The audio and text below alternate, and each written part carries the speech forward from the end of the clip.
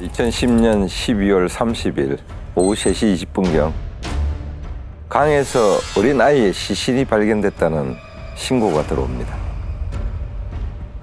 누가 발견하고 신고를 한 겁니까? 신고자는 공사장 인부였습니다. 둑을 보수 작업하던 분이었고요. 물가에 웬 검은색 비닐봉투가 있길래 쓰레기인 줄 알고 봉투를 집어들었다가 순간 물컹한 게 이상한 기분이 들어서 안을 열어봤던 상황이었습니다. 이게 봉투에 들어갈 정도면 진짜 작았다는 거잖아요. 그렇지. 아니면은 토막 시신의 일부가 담겨 있었던 걸까요? 애가 맞았습니까? 과수팀이 현장에서 봤을 때는 아이인지 어른인지 구분하기는 어려웠다고 합니다. 봉투는 가정에서 쓰는 재활용 쓰레기 봉투 크기였다고 하고요. 신고자가 이미 열어봤던 상황이기 때문에 그 상태 그대로 내부를 볼 수 있었는데 피부색이 진한 갈색으로 변한 사람의 종아리가 보였다고 합니다. 아, 뭐야. 진한 갈색이면 부패가 꽤 진행된 것 같은데. 아주 작은 봉투인 줄 알았는데 그건 아니었나 봐요. 근데 그렇다고 하더라도 아주 체구가 작은 성인 여성이 아니고서야 이게 온전한 상태로 재활용 쓰레기 봉투에 들어갈 수가 있을까요? 그렇긴 하죠. 근데 아주 동그랗게 몸을 최대한 꽉 웅크린 상태로 보였다고 했습니다. 완전히 웅크리네. 야, 그래도 그게 이게. 아마 된다고. 이런 식으로 그 등이 바닥에 닿아 있는 게 아닐까 예상했다고 합니다. 시신이 발견된 곳은 대구를 가로지르는 금호강, 금호대교 아래였는데요. 근래에 강을 따라 시신이 떠내려오는 건 불가능했습니다.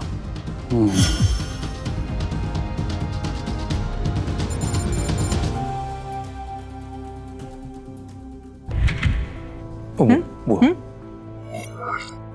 다리 바로 밑이네요. 네. 바닥에 돌이 다 드러날 정도로 네. 물이 없는데. 그리고 앞에 보면은 주황색 부표로 쭉 이렇게 가이드라인처럼 막혀 있어서 네. 비가 많이 와서 넘어오지 않는 이상은 넘어올 수 없는 상황인 것 같은데요.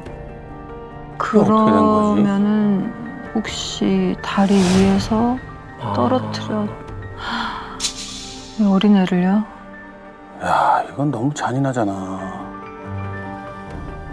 한참 공사 중인 현장에 갖다 놨을 리는 없고. 그런데 한 가지 가능성이 더 있죠. 불과 한 달 전까지만 해도 강 수위가 낮지 않았거든요. 유기 시점이 최근이 아니라면 떠내려왔을 수도 있는 상황이었습니다. 한 달 전이나 훨씬 그 전에 유기를 했을 수도 있다. 야, 이거는 너무 변수가 많은데 유기 시점과 장소도 알 수 없네. 근데 사망한 지 오래된 시신이면은 누군지 알아보기도 어려웠을 것 같은데요. 시신이 어떤 상태였나요? 시신을 검안실로 옮겨서 비닐봉투에서 꺼냈는데요. 충격적이게도 배가 세로로 갈라져 있었다고 합니다. 어머, 개복이 돼 있어? 장기 밀매 그런 건가? 근데 이게 얼마나 열려 있었나요? 명치부터 하복부, 명치가 여기 있잖아요. 네. 가슴 바로 아래부터 배꼽 밑까지 세로로 길게 찢어져 있었다고 합니다. 그러니까 여기 명치면 여기부터 지금 여기까지 길게. 정말 너무 충격적인데 왜 진짜 설마 장기 적출을 하려고 했던 건가? 장기 적출 목적으로 개복한 건 아닌 것으로 보였다고 합니다. 장기가 없었다면 체형이 유지되지 못했을 텐데 형체가 흐트러지지도 않았고요. 장기도 모두 제자리에 있었다고 합니다. 복부뿐만 아니라 둔부 바로 아래인 허벅지 뒤쪽과 무릎 뒤쪽도 그어져 있었는데 상흔이 총 7군데로 확인됐고요. 이게 모두 사후에 손괴된 흔적으로 보였다고 합니다.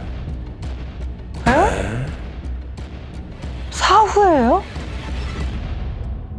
야, 그러면 죽여놓고 그 후에 칼로 또 그렇게 해놨다는 거 아니에요? 야, 왜? 잘려나가거나 부러지지 않은 온전한 시신이었거든요. 상흔의 깊이 등으로 추정했을 때 수술용 메스나 커터칼 같이 아주 작고 예리한 흉기로 예상됐기 때문에 토막을 내려고 한 건 아닌 것으로 보였다고 합니다. 토막을 내려고 한 것도 아니다. 아니 근데 왜 이미 사망한 시신에다가 그렇게까지 또 잔인한 짓을 하냐 이거죠. 네. 진짜 애였어요? 구부러져 있던 뼈를 하나씩 폈더니 키가 150cm 정도로 추정되는 작은 체구의 성인 여성이었다고 합니다. 아. 얼마나 몸집이 작았으면 성인 여성이 비닐봉투에 다 담기냐 이게. 근데 부패가 심하진 않았나 봐요. 성별을 구별할 수 있었으니까. 전혀 그렇지 않았습니다. 시신 전체에 구더기가 들끓고 있었는데 얼굴에 특히 많았다고 하고요. 치아가 모두 빠져 있었다고 합니다. 거만으로 성별을 구분할 수 있었던 건 남성의 생식기가 없고 속옷 하나 걸치지 않은 나체 상태였는데 브래지어를 착용했던 자국이 남아 있어서 여성으로 본 것뿐이었습니다. 근데 이게 어떻게 이 시신에 속옷 자국이 남아 있는 거를 또 볼 수가 있는 거예요? 살해 후에 오랜 시간 속옷을 입은 상태 그대로 시신을 보관하고 있다가 아. 나중에 속옷을 벗긴 것으로 보였습니다. 속옷 때문에 조여있던 피부의 부패 속도가 달랐던 거죠. 그리고 시신을 담았던 봉투가 총 3장이었는데 신고자가 발견 당시 꽉 묶여 있었다고 했거든요. 근데 밀봉된 상태의 구더기가 살아서 우글거렸다는 건 부패가 진행 중인 시신을 봉투에 담아서 유기한 상황으로 보여진 겁니다. 이미. 부검 결과는요? 다른 부위에 골절은 없었는데요. 목 앞쪽에 있는 갑상 삼각 연골이 오른쪽만 부러져 있었다고 합니다. 이게 쉽게 부러지는 뼈가 아니기 때문에 사인은 경부 압박 질식사로 추정됐고요. 성범죄 여부를 확인하기 어려울 정도로 심하게 부패된 상태라 사망한 지 최소 6개월 이상 된 것으로 예상이 됩니다. 사망한 여성이 누군지는 어떻게 밝혀진 겁니까? 범인이 시신을 어떻게 방치했는지는 정확히 예상할 수는 없지만 시신이 실압화된 상태였다고 합니다. 유기하는 과정에서 일부 부패가 다시 진행되면서 구더기가 생긴 거라 검지손가락의 용선이 남아 있었습니다. 아, 지문이 남아있었구나. 그 사망한 지 6개월 이상 된 시신이면은 그 신고도 들어와 있었겠네요. 그러니까. 피해자는 누구였나요? 대구에 혼자 살고 있는 25세 여성이었는데요. 실종 신고가 들어와 있진 않았다고 했습니다. 25살 여성이요. 아, 너무 젊은 나이인데. 아니 어떻게 신고 한 통이 없을 수가 있죠? 혹시 부모님이나 형제가 없었나요? 있었습니다. 수사팀이 어머님께 전화를 드렸는데 큰 충격을 받으셨다고 합니다. 딸에게 3살 된 아이가 있었는데 딸이랑 가까이 사는 여동생이 갑자기 그 3살배기 손주를 어머니한테 데려다 주면서 한동안 연락을 못 할 수도 있다. 자리를 잡으면 연락을 할 테니 조금만 기다려달라는 딸의 말을 전했다고 했고요. 그게 6개월 전의 일이었다고 했습니다. 야, 6개월 전이라니. 참, 사망 시점도 최소 6개월이라고 했잖아요. 피해자의 이모가 손주를 데려다 준 거네요. 어머니는 그러면 딸의 연락만 기다리고 있었나 보네요. 피해자한테 무슨 일이 있었나 본데 그 무렵에. 그럴 만한 이유가 있었던 걸로 파악이 됩니다. 피해 여성이 어린이집에서 주방 보조를 한 걸로 확인돼서 수사팀이 찾아가 물어봤더니 이 어린이집에서도 6개월 전에 마지막 연락을 받았다고 합니다.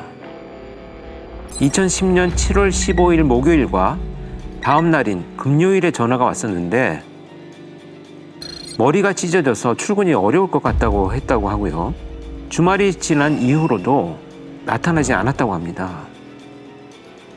머리가 찢어졌다 그랬잖아요. 누군가한테 머리를 맞았던 모양인데. 그렇죠. 한 가지 더 의심스러웠던 건 수사팀이 피해 여성의 주민등록상 주소지에 가서 집주인을 만났는데 그 집에 애를 키우는 젊은 부부가 살았다는 얘기를 듣습니다. 황당한 건 월세가 밀려서 받으러 갔더니 말도 없이 이사를 가버렸다고 했고요. 그게 또 6개월 전쯤이었다는 겁니다.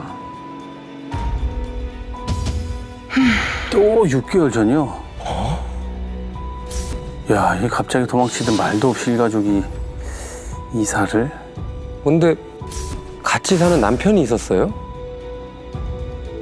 아니 근데 같이 사는 사람이 사라졌는데 왜 애 아빠가 실종 신고조차도 안 하지? 그러니까. 혹시 그러면 애 아빠가 집에서 범행을 저지르고 이사를 가버린 건가? 에이, 설마 3살 배기 애도 있는데 그러니까 같이 사는 집에서 그럴 수가 있겠어요? 애가 있잖아. 근데 이 인적 사항 확인했을 때요. 혼자 사는 여성으로 나온 거면은 혼인 신고를 안 했나 보네요. 야, 그런 상황인 것 같은데 혹시 같이 살던 집에 범행 흔적이 나온 건 아니죠? 현장 감식을 했는데 아무것도 나오지 않았다고 합니다. 그러면은 이사는 셋이 같이 한 건가? 아니, 근데 갑자기 사라진 게 이상하잖아요. 그러니까 이제 피해 여성은 대체 누구한테 맞았다는 거예요, 그러면? 수사팀이 범행 동기를 짐작할 만한 기록을 하나 찾아냅니다. 피해 여성이 머리를 다쳤다고 어린이집에 처음 전화를 했던 바로 그 전날이죠. 7월 14일에 가정폭력 신고가 들어와 있었다고 합니다. 가정폭력이요? 가정폭력이면은 애 아빠가 때렸다는 거예요? 아니 도대체 무슨 일이 있었던 거예요? 피해 여성이 집 앞 공중전화에서 통화를 하고 있는데 애 아빠가 갑자기 나타나서 여성이 들고 있던 수화기를 빼앗아 머리를 내려쳐 경찰서까지 가게 됐다고 하고요. 가까이 사는 이모도 그날 조카의 전화를 받고 경찰서에 갔었다고 합니다. 공중전화로 전화하는 게 왜 뭐 어때서? 대체 왜 그런 겁니까? 공중전화 썼다고 그럴 일은 아니잖아요. 자세한 얘기는 이모한테 들을 수 있었는데요. 조카 사위가 외도를 의심했다고 합니다. 조카가 조사를 받고 나올 때쯤 처음 보는 웬 젊은 남성이 데리러 왔었다고 했고요. 조카가 애 아빠랑은 이미 오래전에 끝난 사이라며 아이를 며칠만 맡아달라는 말을 하고 그 남성과 같이 가버렸다고 했습니다. 피해자한테 다른 남자가 있었다고요? 근데 이미 끝난 사이라니까 이게 어떻게 된 일일까요? 지금 상황만 보면 치정 때문에 지금 벌어진 살인 사건 같거든요. 누가 왜 그랬을까? 이게 애 아빠가 했을까? 아니면 그냥 만약에 정말 다른 남자가 생긴 거라면은 아빠가 그랬을 것 같거든요.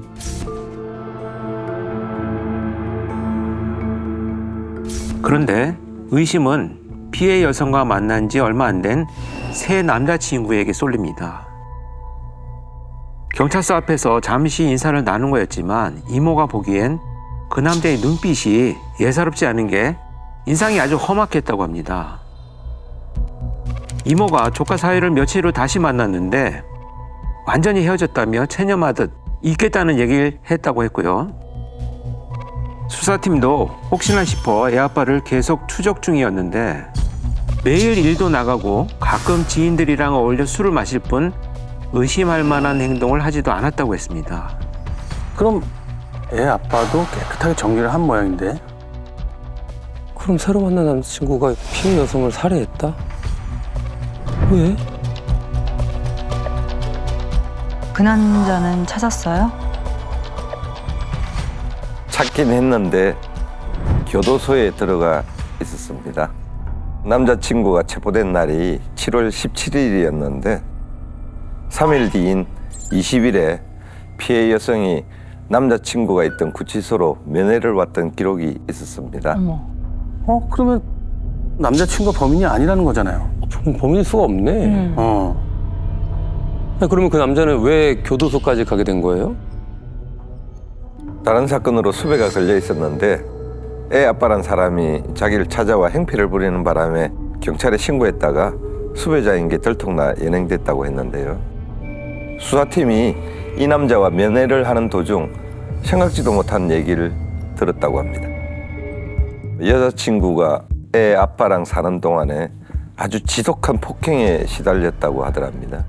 서로 만나게 된 것도 자신에게 도움을 구했다가 연이 닿았던 거라고 했고요.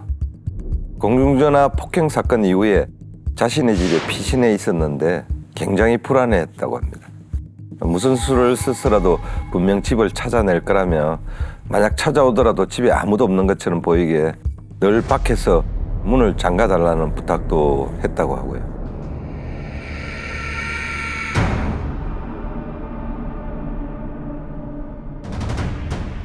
애 아빠가 평소에도 심한 폭행을 저질렀다고요? 공중전화 할 때가 처음이 아니었다. 근데 이 말을 어떻게 100% 다 믿습니까? 애 아빠가 찾아와 난동을 부렸을 때 그 자리에 목격자도 있었고요. 이 사람이 그 자리에서 바로 연행돼 구치소로 들어갔잖아요. 그때 담당 경찰한테 여자친구 사정을 얘기하면서 문을 좀 열어달라고 했다는 사실까지 확인이 됩니다.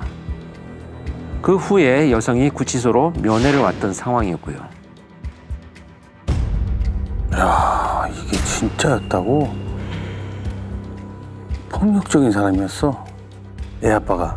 집착이 얼마나 심했으면은 이 밖에서 문을 잠가달라고 부탁까지 그러니까. 했겠어요. 이렇게 되면 이거는 외도가 아니라 그냥 폭행을 피해서 도망을 네. 살려고 도망간 거지. 했던 거네, 그렇죠? 죽을 것 같으니까. 네. 그러면 어머님은 딸이 이런 상황을 전혀 몰랐을 수가 있을까요? 네, 사위의 가정폭력도 딸이 애 아빠를 피해 다른 남자 집에 지낸다는 사실도 전혀 눈치채지 못한 상황이었습니다. 이모인 여동생은 조카의 부탁으로 자세한 사정을 얘기하지 못했다고 했고요. 어머님이 딸의 사정을 전혀 몰랐네. 그럼 이모도 사실은 중간의 입장에서는 엄청 난처했을 거예요. 그렇죠. 그런데 딸이 시신으로 발견되기 일주일 전인 12월 23일이죠. 사위가 어머니 집에 찾아왔었다고 합니다. 애를 보러 왔다고 했고요. 그때 어머님이 왜 연락도 없냐며 무슨 일이냐고 물었는데 영문을 모르겠다는 얼굴로 오히려 전화를 못 받았냐고 어머님께 되물었다고 합니다. 저같이 애를 보러 가요? 이게 확실한 건 아니지만 지금 이 남자가 살인범일 수도 있는 상황인 거잖아요. 네, 그렇죠. 근데 어머님의 말 한마디에 수사팀이 아주 급속도로 움직이기 시작합니다. 피해자 어머니 때문에 무슨 말을 하셨길래? 절대 숨길 수 없는 게 있었거든요. 그걸 대체 뭐라고 얘기해야 될지 모르겠다며 사위한테서 평생 살면서 한 번도 맡아보지 못한 굉장히 이상한 냄새가 났었다. 이런 말을 하신 겁니다. 이상한 냄새? 평생 못 맡아본 냄새? 이게 용용하다 보면은 냄새에서 저희가 항상 물을 닥치는 부분인데 시신 부패 냄새는 저희는 아직 모르지만 형사님들도 다 아시는 냄새고 한 번 맡아보면은 기억에 남는. 그렇지. 시신을 오랫동안 보관을 했을 테고 그럼 당연히 그 냄새가 몸에 배고 집안 전체에 다 뱉겠죠. 그렇지. 그렇죠. 그래서 사위가 살던 집을 급히 찾아갔는데 이상하게도 형사들에게 그 익숙한 냄새가 도통 나질 않았다고 합니다. 그래서 집주인에게 확인을 했더니 새 들어온 지 한 달쯤 됐다고 하더랍니다. 한 달이면 이게 강 따라서 시체가 떠내려온 거라면 딱 한 달 전이었어야 됐잖아요, 지금. 야, 이게 맞아 떨어지네. 그럼 시신 유기하고 바로 이사를 했다는 거잖아. 그쵸. 그러니까 냄새가 안 난 거고. 6개월 사이에 이사를 2번 한 건 의심스럽지. 그래서요? 바로 체포합니다.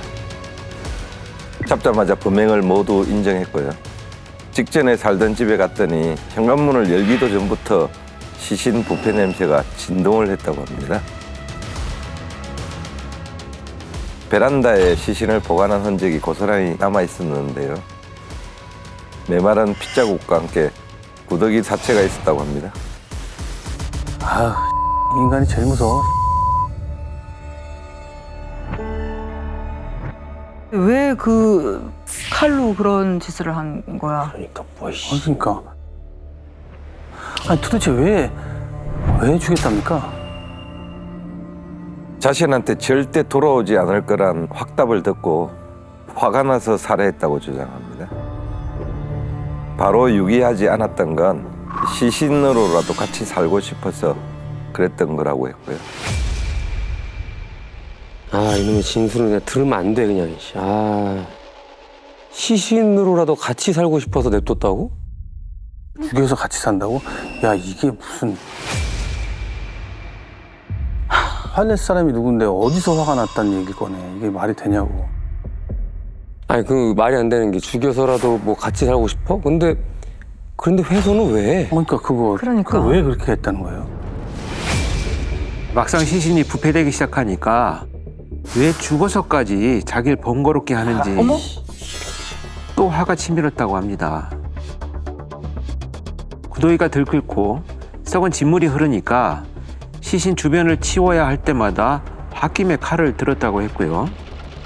계속 같이 살고 싶었는데 일자리를 옮겨가게 되면서 어쩔 수 없이 이사를 가게 돼 유기를 한 것뿐이다 라고 주장을 합니다. 죽은 시신한테까지 책임을 묻는 거잖아요. 그렇죠. 저거는 그냥 자기가 불편해, 짜증나, 칼 이거야 그냥. 아, 그 시신을 죽은 사람을 그 칼로 또 그게 가능해? 아니 말이 안 돼. 무슨 앞뒤다 맞지도 않고 뭐라는 거야.